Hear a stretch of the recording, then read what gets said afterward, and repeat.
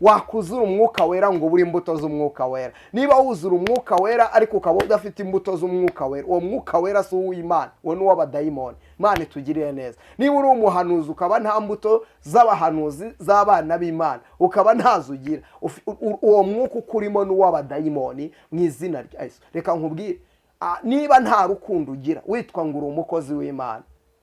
Niba nta rukundo ugira urimo abadayimoni, urimo abazimu benshi, ahubwo urimo abadayimoni benshi. Niba ugira amagambo witwa ngo warakijijwe, urimo abadayimoni. Niba usebya bene so, urimo abadayimoni. Ibyo urabikora Imana ikakwihorera, ariko igiye kwimanukira.